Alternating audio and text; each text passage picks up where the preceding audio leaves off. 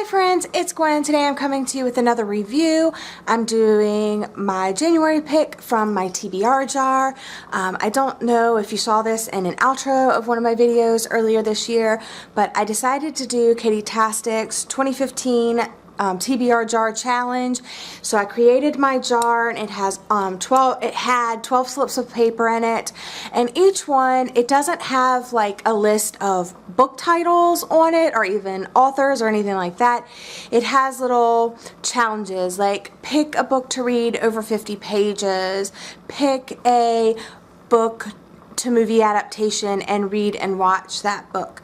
And that's what I got for January, and I was really excited about it because I did have a couple of books on my bookshelf that like obviously The Fault in Our Stars, I could have reread that, and I got the traveling book, so that would have worked to reread that and then watch the movie, which I haven't seen the movie yet. And also John Green's coming out with a new movie, so I could have read that book and seen the movie when it released. But I recently had picked up Gone Girl for $1 at my library book sale, and it was the hardback edition, which I was super excited about.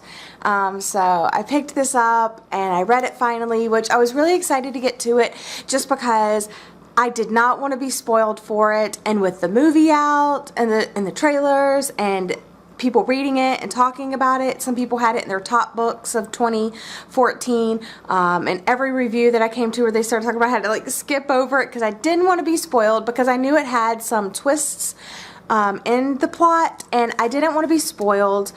This is my first Gillian Flynn book. This one came out in 2012, so of course, like always, I am behind on reading it, but I finally read it and I would like to review it for you today.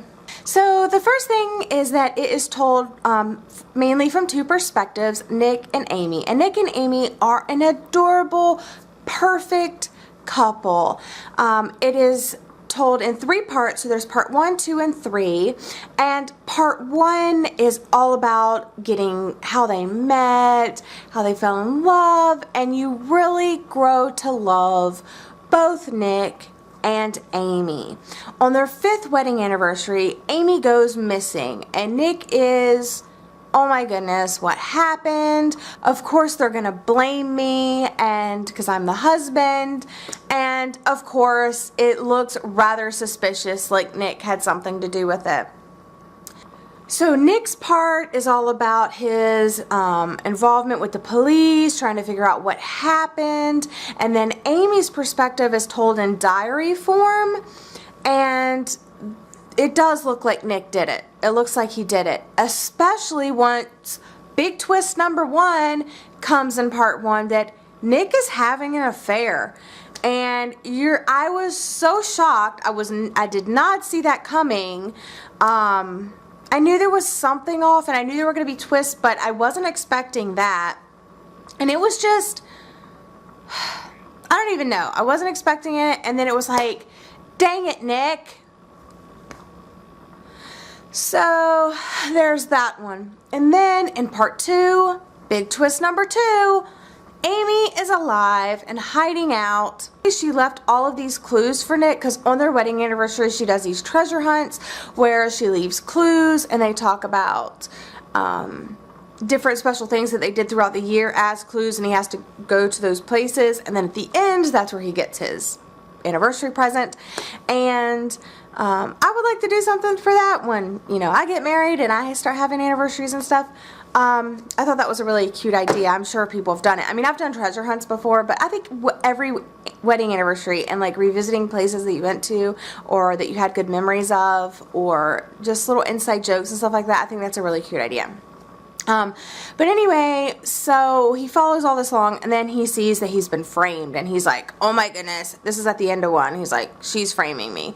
And then in part 2, you find out, yep, the bitch is alive and hiding out in some crummy motel with some quite unsavory characters, but she gets what she deserves. Those people rob her ass of all of her money that she had been siphoning, and yeah, so those were quite, but you kind of a little bit feel sorry for her, But at the same time, you're like, dang, I can't believe she did that. And it's still Nick trying to find out. He knows at this point that he's been framed, and he's trying to convince the police of it, so he gets a lawyer, and they're trying to like figure out how they can go about finding her. And but by the end of the second part, she decides that after she'd been robbed, she's like, I gotta do something, plan B. So she calls Desi, who is an old fling, and one that I think she's like called the police on before. But he is in love with her, so he comes and saves her, and he basically takes her to this lakeside mansion, and he basically keeps her there. He doesn't allow her to leave, and he doesn't give her any keys at any place, and he doesn't give her any money. I thought it was so hilarious when she's like, well, can I have some money just in case, like just in case? And he gives her like $40, and this guy's like loaded, so he gives her like two 20s, and she's just like, really? I thought that was hilarious. But he's kind of like freaky. Like, he has this greenhouse that has all these tulips, and she's like, I used to like tulips. And he painted her room. He said he repainted it, but it was like, she's like, I don't even smell any paint. Like, this is kind of freaky. So what does she do? She kills him. She basically drugs him on sleeping pills, kills him while he's asleep, and then escapes and runs back to Nick. And of course, when she runs back to Nick, that was just crazy. She basically framed Desi, like, he kidnapped me and he had been raping me. Meanwhile, she's like shoving a bottle up herself to look like she'd been raped repeatedly. And then on the last day, like before, like she escaped, she let him have sex with her so he would have, like, she would have his semen up in her. Oh my God, I was just like, it was just crazy, crazy. But then she goes home, she's with Nick, and Nick is like, bitch, you have no idea. You have no idea. I do not love you. That was all for show. I was just trying to save my own ass. But then twist number 3 comes. So back in the first chapter, you hear that Nick really wanted kids, and she was kind of about it, but he ends up going, and they were gonna, you know, he was getting his semen collected, so later on they could have kids, or I don't know, something like that. And she ends up like throwing it away, or he thought she threw it away, but really she saved his semen, and she got artificially whatever. She got artificially, you know, whatever. And yeah, so now she's pregnant with Nick's baby, which means she has him trapped again. And it was just kind of twisted because she was like, you know, Nick, you say you don't love me, but I know you better than anybody else knows you. And you know me better than anybody else knows me. We're kind of perfect for each other. And it just, it bothered me so much that she was like so cocky about it. And she just knew, like, she had a backup plan for everything. And it was just like, wow. Wow.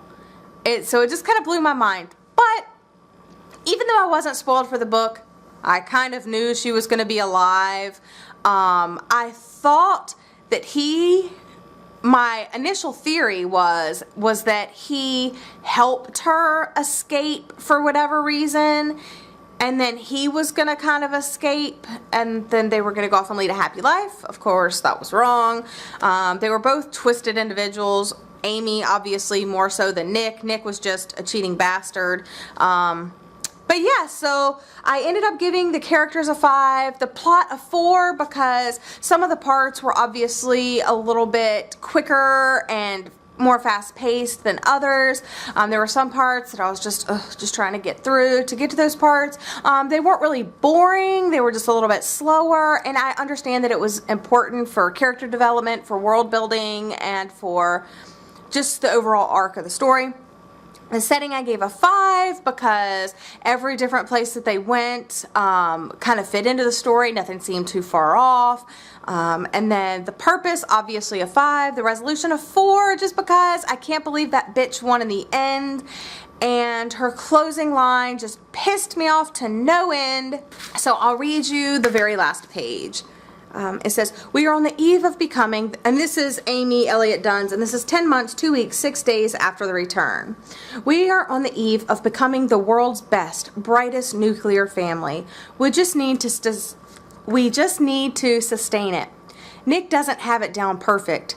This morning when he was stroking my hair and asking what else he could do for me, I said, my gosh, Nick, why are you so wonderful to me? And he was supposed to say, you deserve it. I love you. But he said, because I feel sorry for you. Why? Because every morning you have to wake up and be you. And I was like, yes, end it right there, right there, right there, right. But it doesn't end there. I really truly wish he hadn't said that. I keep thinking about it. I can't stop. I don't have anything else to add. I just wanted to make sure I had the last word. I think I've earned that. And I was just like, wow, really? So anyway, that is my review of Gone Girl by Gillian Flynn. It got 5 stars from me, and if you haven't read it, I highly recommend that you check it out and watch the movie as well. That's it for today. I'll see you next time. Bye!